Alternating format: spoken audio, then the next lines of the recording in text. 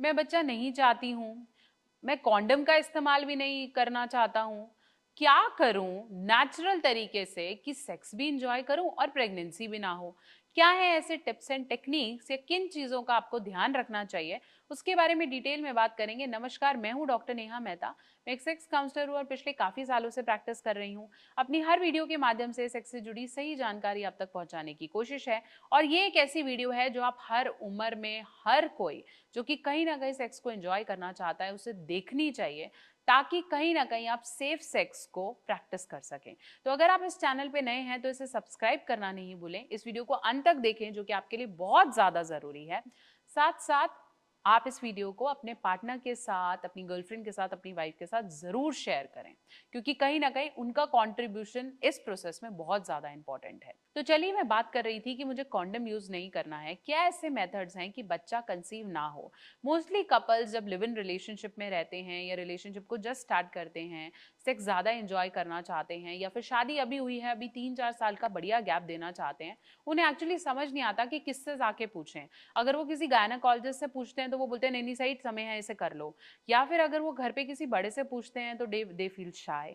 या फिर अगर वो किसी और कपल से पूछते हैं तो शायनेस वहां भी होती है, लेकिन उनको पूरा डिटेल में प्रोसेस नहीं पता होता। तो अब आप इसे ध्यान से समझिए।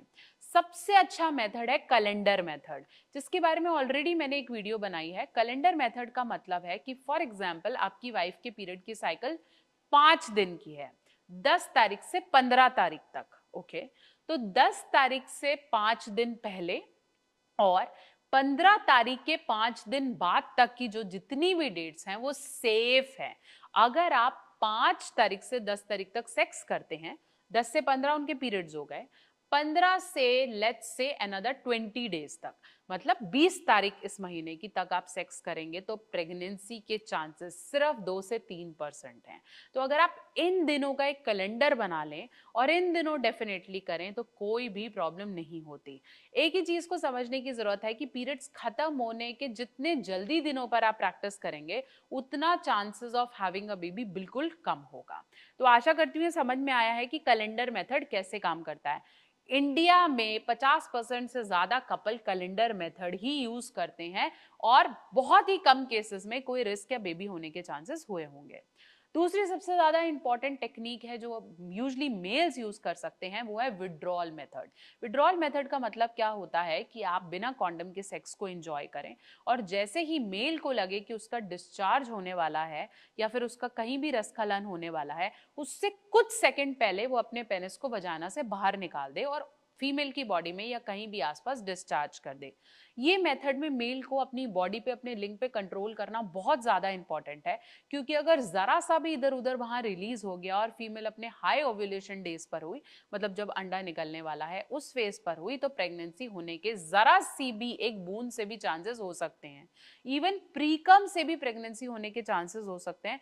तो मेल को अपना जो वो बाहर निकालने वाला प्रोसेस है वो जल्दी थोड़ा सा करना होगा और उस पर डेफिनेटली कंट्रोल करना होगा।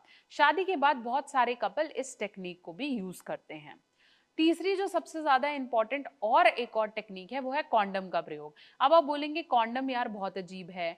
मार्केट में ribbed condom, dotted condom, flavoured condom, thin condom, extra thin condom, अलग अलग तरह के कॉन्डम्स अवेलेबल हैं। तो जो आपको कंफर्टेबल लगता है आप उसे यूज करें। बट कॉन्डम का यूज एक बहुत अच्छा मेथड है जिसका फेलियर रेट बहुत ही कम है। तो अगर आप इसे यूज करते हैं तो वो हेल्प करेगा। आप नहीं यूज करना चाहते बीइंग अ मेल, फीमेल को यूज करने दो। फीमेल कॉन्डम एक्चुअली, अगर हम इसको योनि का भाग कहें, तो फीमेल कॉन्डम योनि के अंदर चला जाता है एक पॉलिथिन की तरह।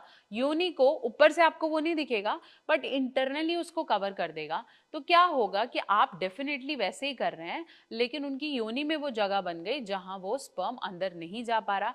जब वो कॉन्डम निकाल के बाहर फेंकेंगी तो प्रेगनेंसी के चांसेस यहाँ बिल्कुल नहीं होंगे। तो समझिए, मेल और फीमेल कॉन्डम दोनों को आप इस्तेमाल कर सकते हैं, बट कॉन्डम एक बहुत ही अच्छा मेथड है। चौथा मेथड, अगर आप चाहें इनमें से आपको कोई पसंद नहीं आया, तो चौथा मेथड है पिल्स का। अब पिल्स मार्केट में दो तरीके की मिलती हैं। एक वो पिल है जो 72 घंटे के अंदर आप ले सकते हैं या 24 आवर्स में आप ले सकते हैं।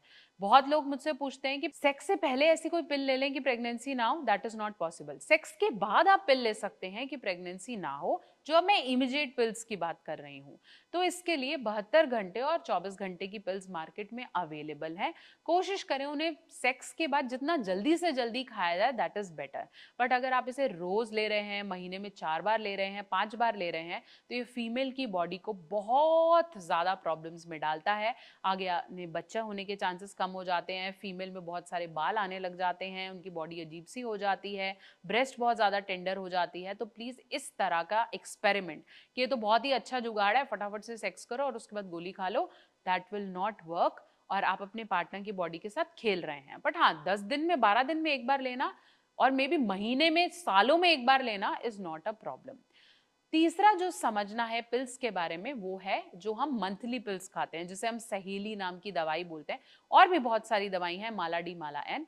ये कुछ ऐसी पिल्स हैं जो फीमेल में भी शादी के बाद खाती हैं, जो कि कंटिन्यूसली खानी होती है। ये एक बड़ा सा पत्ता होता है जिसके अंदर कुछ सफेद रंग की और ब्लैक कलर की गोलियां होती हैं। वो आपको रेगुलरली एक पिल खानी है और वो तब तक खानी है जब तक आप बच्चा नहीं चाहते।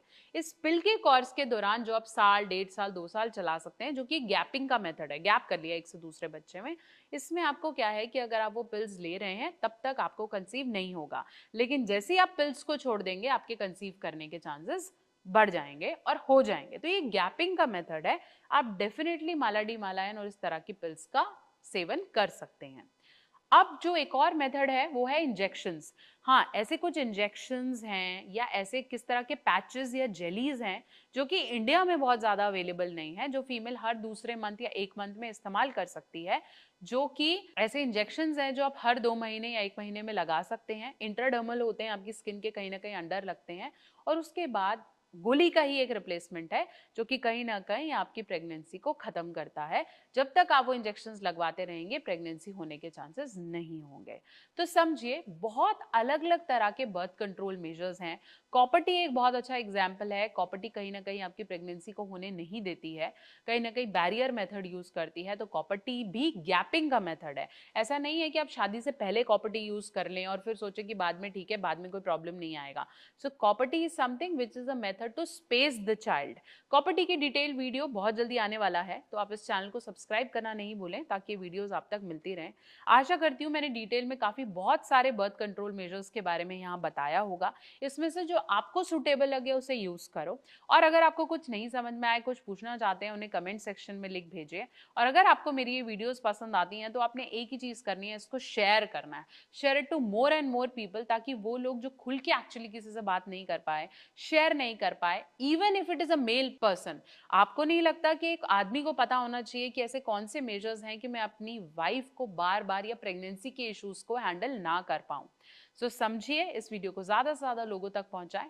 बहुत जल्दी मिलेंगे एक और वीडियो के साथ। इस चैनल को सब्सक्राइब करना नहीं भूलें।